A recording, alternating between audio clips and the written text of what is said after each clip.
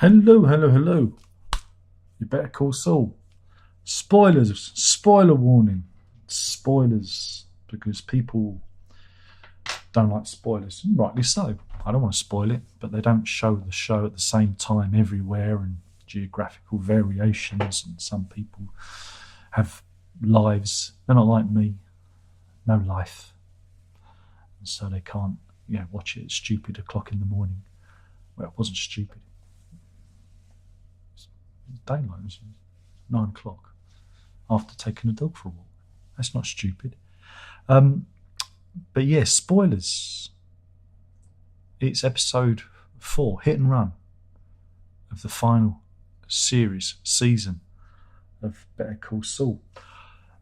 Yeah, I mean, after last week's tumultuous episode where, an emotional roller coaster, this one's a bit more vanilla. However, there's lots of things happening in it. It's a bit like a duck, a bit like a swan. The swan glides graciously and majestically across the lake, but you don't see its little feet paddling for dear life under the water. And this episode is a bit like that because, on the surface, you don't think there's a lot going on, but there is. Oh, there's plenty going on. And this episode was directed by Ray Seahorn, who plays Kim.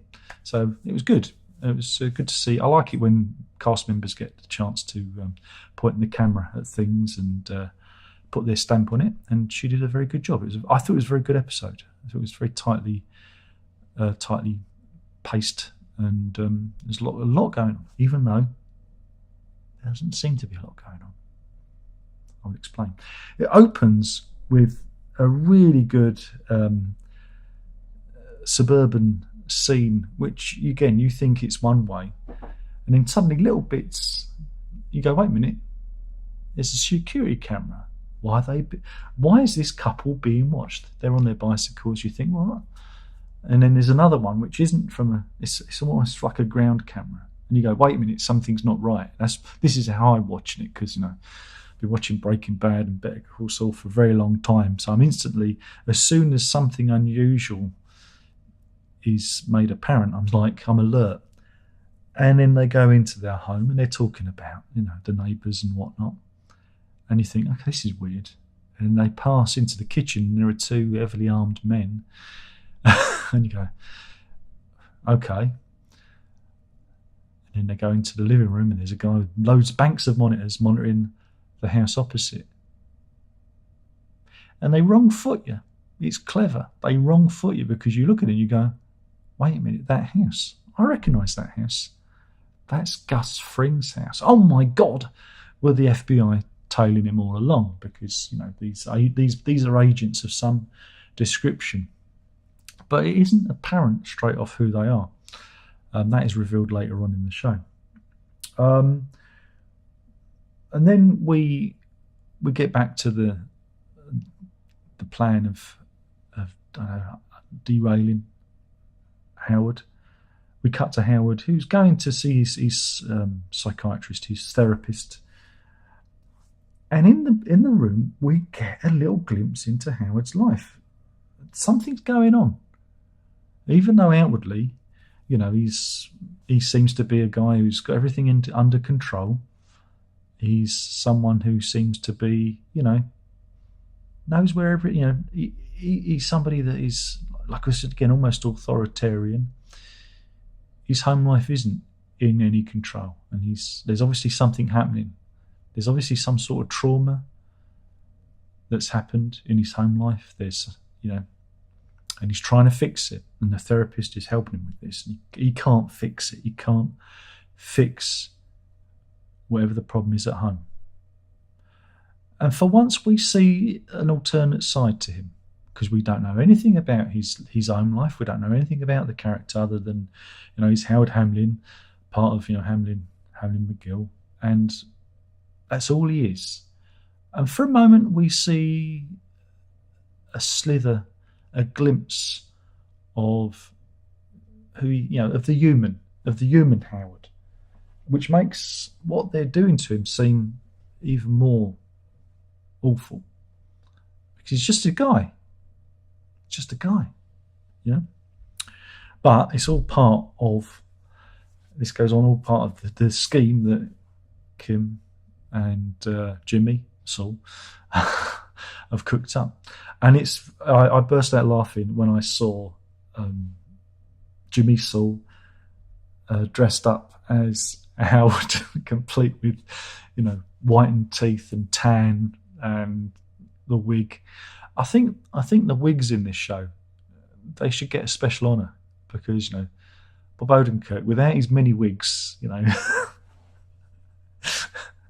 the wigs do all the heavy lifting. But anyway, he steals Howard's car because it's all part of a plan. And we see the return of Wendy, the prostitute, and the Crossroads Hotel.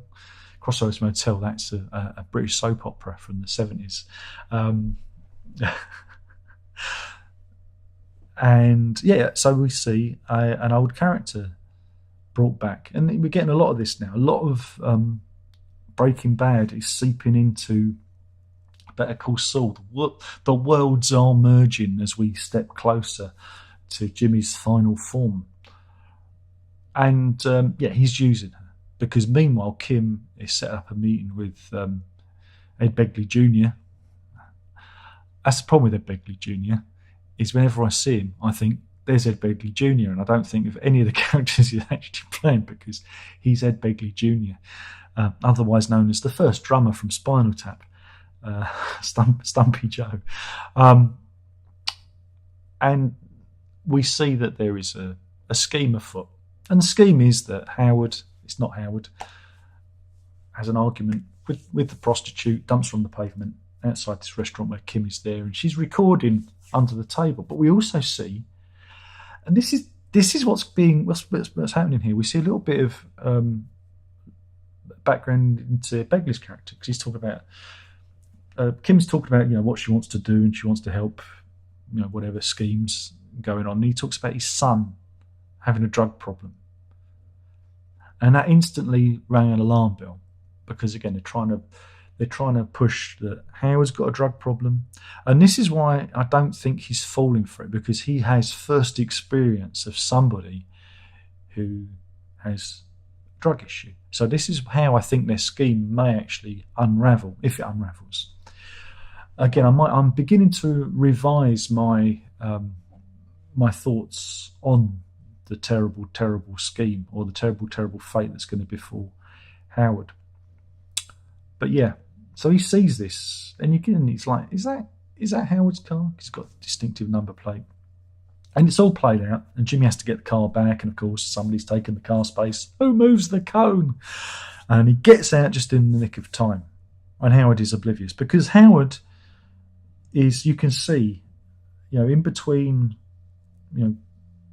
coming from the therapist to his car, he's in another world. He's the weight's been lifted off of his shoulders from when he goes in, but he's still in an internal space. He's not paying attention, so he doesn't notice that his car's been moved.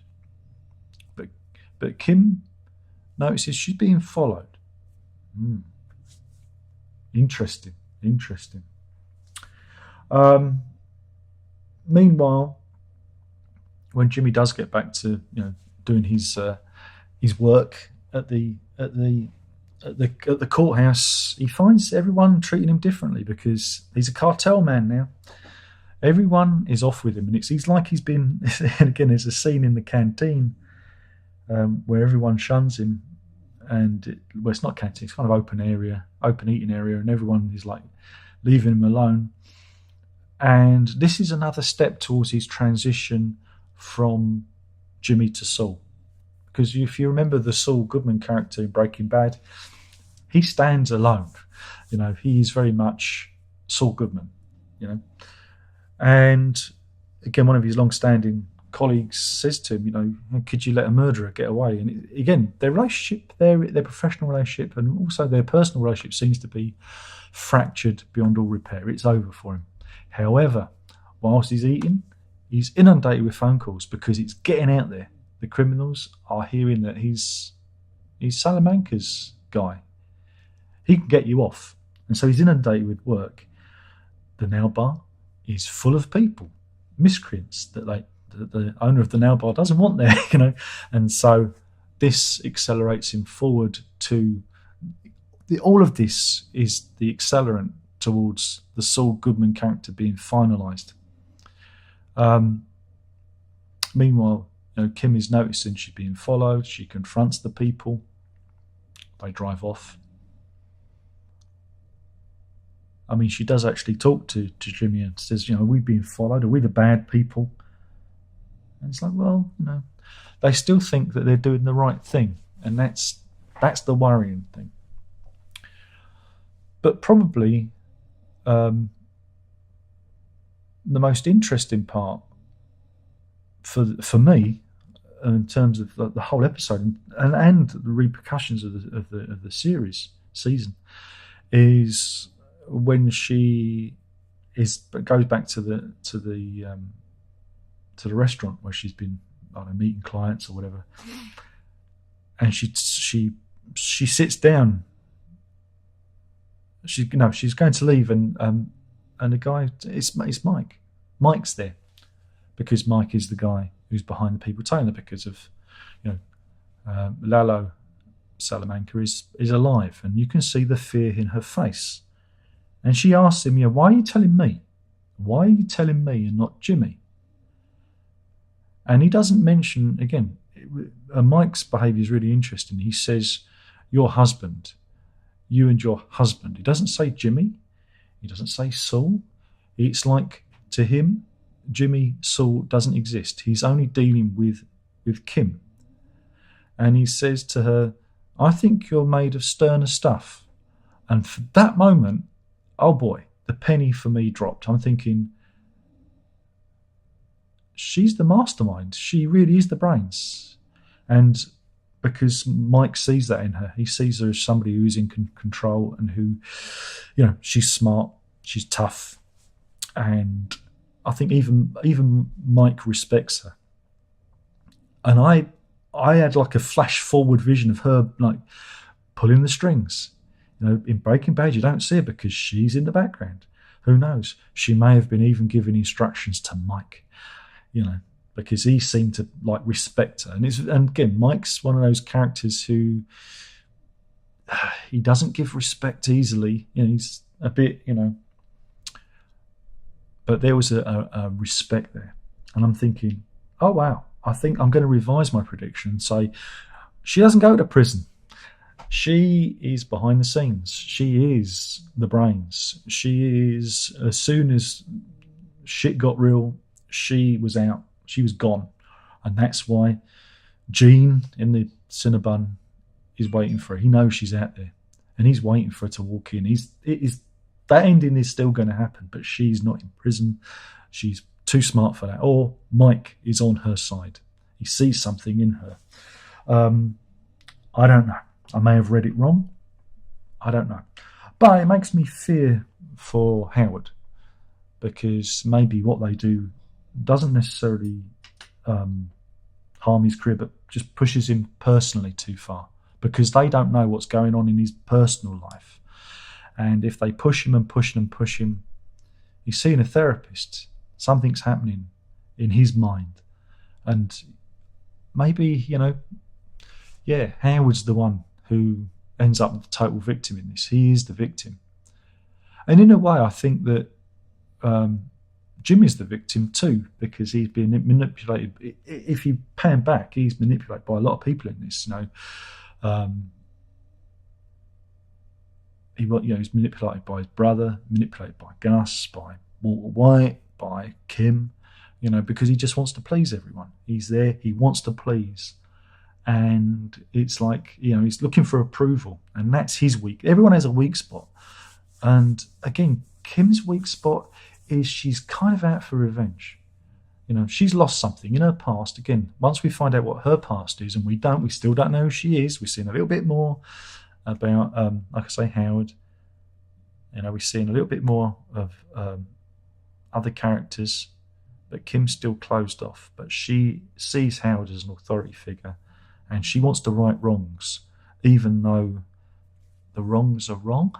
I know she's a peculiar. Again, that conversation with Huell in the car about why you're doing this is a very important.